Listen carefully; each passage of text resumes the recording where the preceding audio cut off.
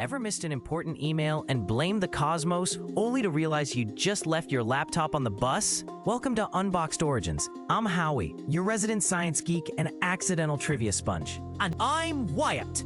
I ask the big questions. Sometimes philosophical, often skeptical, always curious. Today, we're digging into how did Mercury retrograde become the internet's scapegoat? All right, let's start with the basics that most people skip because it sounds like astrology homework. Mercury retrograde isn't Mercury actually reversing course. It's an optical illusion. For observers on Earth, Mercury appears to slow down, loop backward, and then resume its normal motion because Mercury orbits the Sun faster and closer than Earth. Imagine two runners on a track. The faster runner seems to move backward from the slower runner's point of view when they pass. Simple orbital mechanics, not cosmic mischief. It happens 3 or 4 times a year, each lasting about 3 weeks because of the relative speeds and positions of the planets.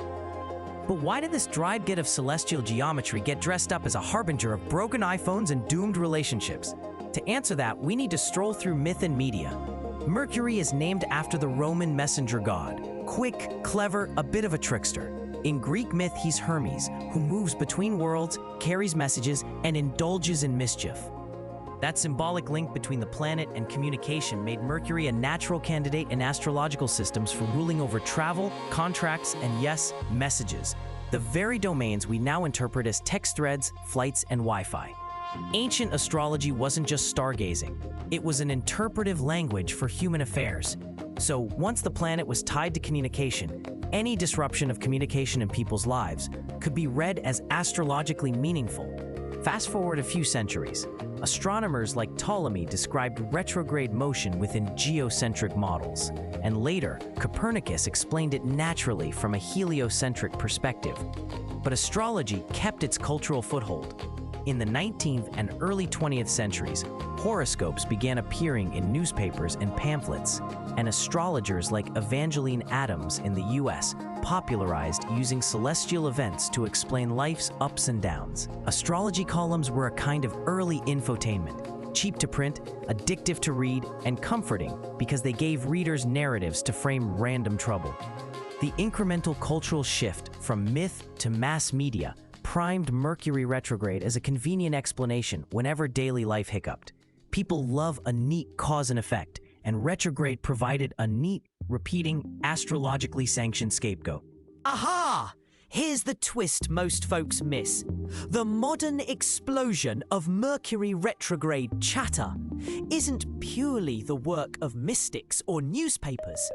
It's a perfect storm of psychology plus platform design. Consider confirmation bias. We remember the times Mercury's schedule overlaps with our calamities and forget the 9 uneventful retrogrades. Then add social media algorithms that reward relatable, shareable content.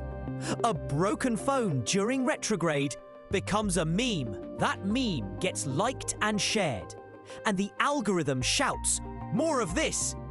Suddenly, it's trending, and people start to see retrograde as a causal force instead of a coincidence, amplified by human attention. So there's a social feedback loop: personal story, meme, algorithmic spread, cultural belief reinforcement.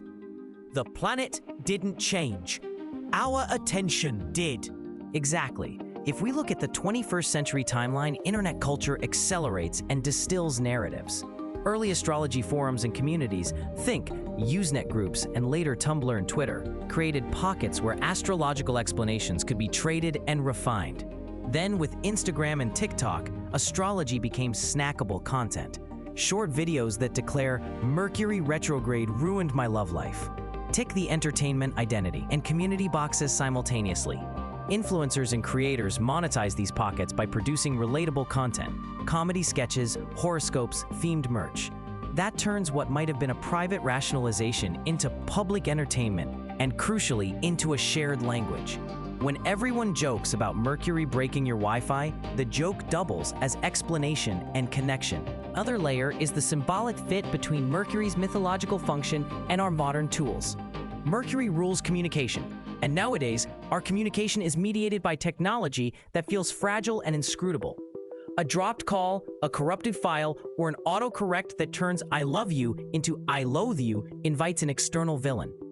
Humans are wired to find causes, and external causes are psychologically nicer than internal ones. Blaming Mercury preserves self-image and excuses awkward social moments. It's less mortifying to say, "Mercury made me send that text," than "I wasn't paying attention." Add the anonymity and speed of the internet, and "Mercury made me do it" becomes a performative confession, amusing, self-deprecating, and easily shared. And there's another aha that's deliciously counterintuitive. Pushing responsibility onto Mercury actually helps people cope socially. When a whole group blames the same external force, social tensions are eased. Think about a team missing a deadline. If one person says "Mercury retrograde," the group can laugh, diffuse blame, and move on. That's not to say it's rational, but it's functionally useful. The scapegoat becomes a social glue. So while the trope reduces accountability, it also lubricates interpersonal relations by offering a shared, low-cost excuse. The internet thrives on these shared narratives. They're mimetic social tools as much as they are superstition. There's also the commercial angle. Astrology apps, horoscopes, and spiritual influencers profit from sustained interest. Promoting Mercury retrograde content boosts engagement because it's timely and relatable. Subscription horoscopes and personality readings rely on occasional anxiety triggers to drive clicks and revenue.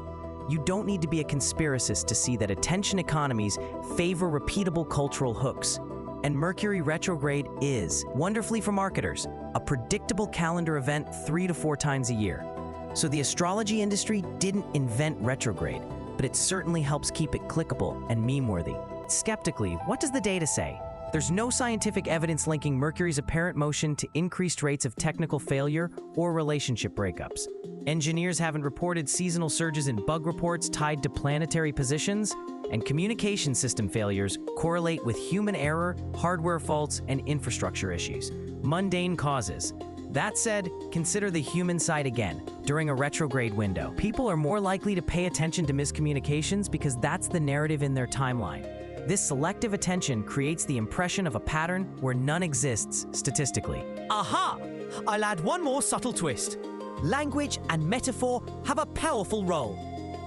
Retrograde sounds sinister. It implies backwardness, regression, things going awry. That adjective is a linguistic match for setbacks. If astronomers called it apparent orbital lag, very clinical, would we obsess as much? Probably not.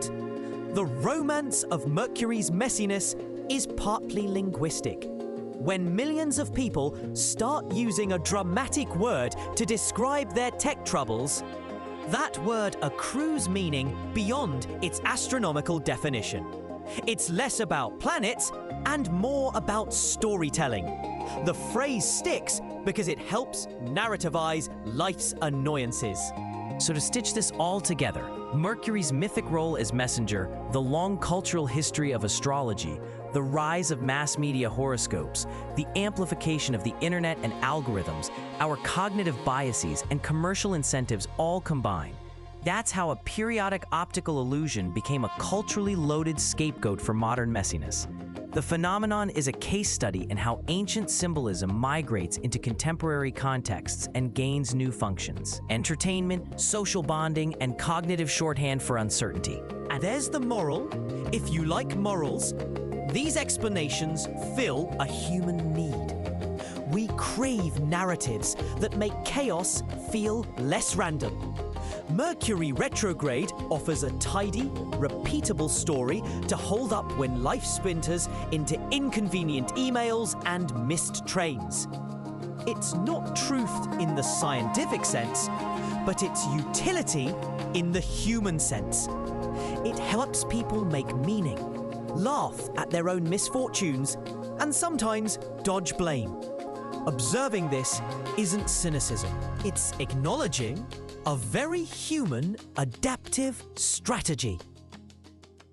So why it matters. Understanding how Mercury retrograde became the internet's scapegoat helps us see larger patterns, how myths persist, how social media amplifies simple narratives, and how our brains prefer stories over statistics. When we recognize the mechanisms, optics, myth, media, and psychology, we can enjoy the jokes about Mercury without handing it the keys to our decision-making. Use the trope as a moment of levity or introspection, not a substitute for responsibility. And you add, being aware of this dynamic gives us better tools for empathy. If someone blames Mercury for an embarrassing message, you can either scorn them or you can laugh and recognize they're using a shared cultural shorthand to process discomfort. That compassion, coupled with a pinch of skepticism, is a healthier stance than full-blown cosmic determinism or outright dismissal. If you like this cosmic origin story, hit like, subscribe, and share. It helps us keep unboxing the odd histories behind ordinary things. So how did Mercury retrograde become the internet scapegoat? By being the perfect old myth with a new megaphone. And we gave it the stage.